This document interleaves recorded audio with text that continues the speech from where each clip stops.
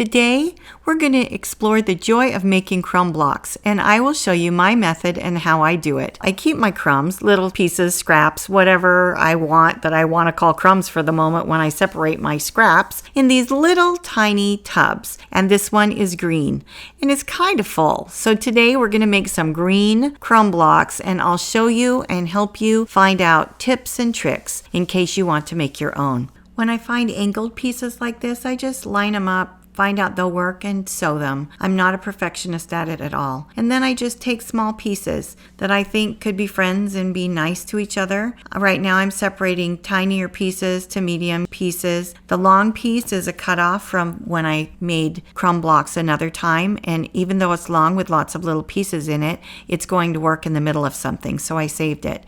For now though, I'm just taking twosies and I'm sewing them together. Depending on if they're angled or straight, I just find something that will go next to it that will work. Notice how that one color looks a little blue? Sometimes when I'm separating my scraps, it looks greeny blue to me or whatever, and if I decide, yeah, it's kind of blue, I might put it in anyway, because one little perky color just kind of livens up the whole block.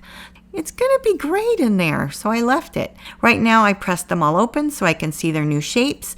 I look at their length. I see what will go next to what.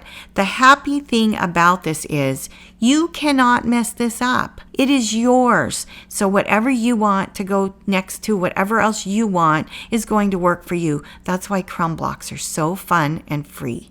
As I'm pressing, I notice a hole in the fabric, so now is the time to take care of little things like that. I just went over and trimmed it so I won't accidentally sew it and end up with a hole, because I think that works better. And sometimes if the edges are really wonky and I don't think I can decide on a straight edge very well, I will just go over to my cutting corner and I will decide, okay, what needs trimmed off? What should I sew where? Do I want to make it so it's straight? And then I'll line all those up and I'll sew them. My happy thought while I'm doing this is, seriously, all of this is free fabric. Most of this is what some quilters that I know, and I love them, would consider garbage. So they would throw them away and then I would rescue it from the garbage, and here I'd be making something out of nothing.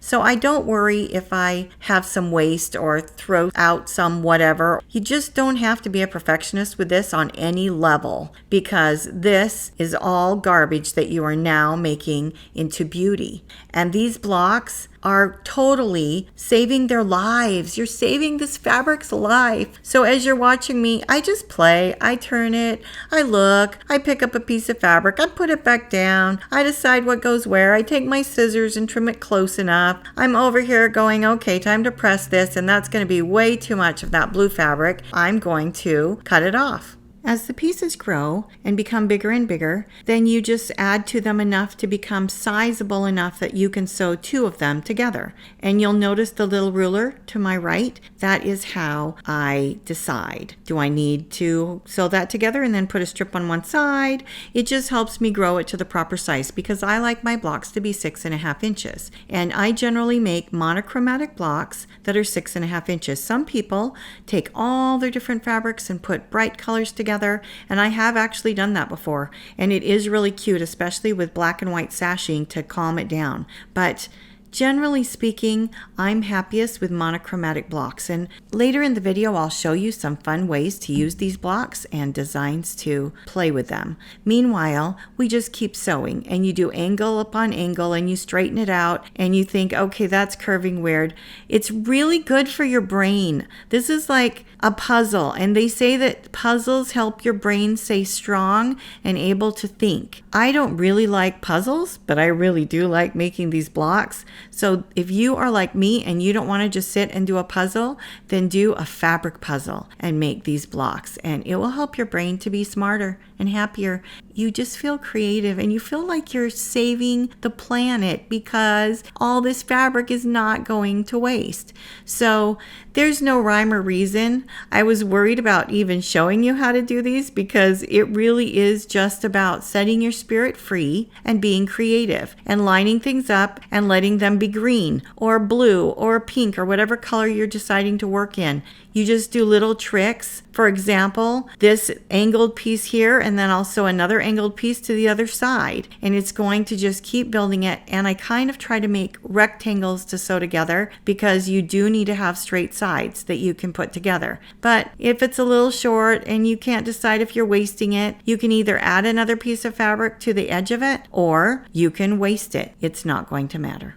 One of my favorite thoughts about Crumb Blocks came years ago. I taught a class on Crumb Blocks to a group of about 15 students, and one of the women went home and was practicing making Crumb Blocks, and when she came back to the next class, she brought this big piece of crumb block that had been put together by her 12-year-old son. And she said, as he watched her, he said, "Mom, I want to make fabric too." And so he took all the little crumbs and made this big piece of fabric, and he just felt so proud of himself. So I often think what I'm doing when I'm making crumb blocks is I'm really just making fabric. And it is mind-boggling how far these little crumbs go. As you sew them together and make blocks, you cannot believe how many blocks you can make out of a little tiny tub of fabric scraps. I made 24 blocks and I still have half the crumbs left. There's probably truly 50 6.5-inch squares in that little tub that you saw me open.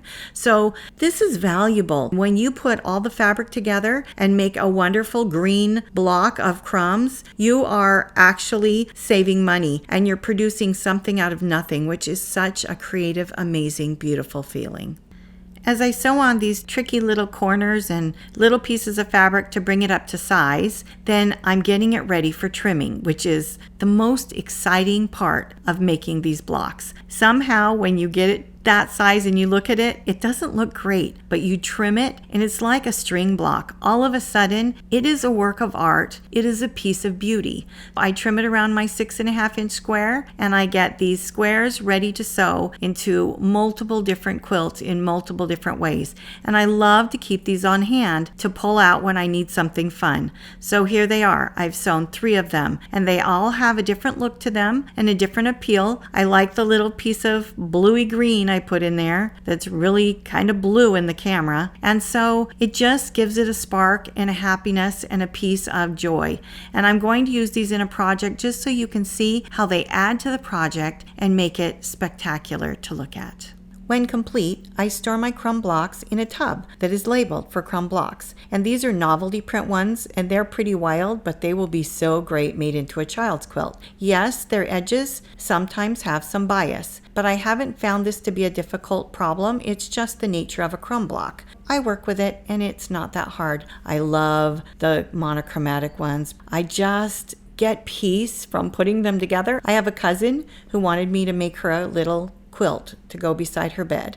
And so I'm going to show you that. I'm also going to show you some fun things to do with the multicolored blocks that I have ready. The amazing thing about Crumb Blocks is because it's a 6.5-inch block, you can literally use it as you would any other 6.5-inch block of regular fabric. So you can substitute a crumb block anytime. Here's the darling pattern that we made up special for this video. It's just a 9 patch. You take the 6.5-inch crumb blocks, put a novelty fabric in the center that's obviously also 6.5-inch cut, and then you take 4 different colors, put them together, add borders. If you want help with that pattern, we have it for sale in our quilt shop, or you can just make it because you watched this video. This one is the one I made for my cousin, and she already loves it. I sent her a picture, so I am so excited that I get to share this with her and have it to make her happy bedroom brighter and more beautiful. This one is a charity quilt, and I love the novelty on the edge.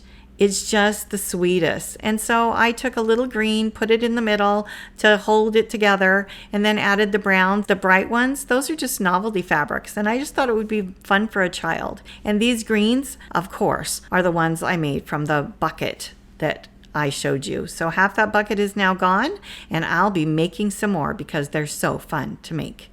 Stay merry and creative and have fun making some crumb blocks.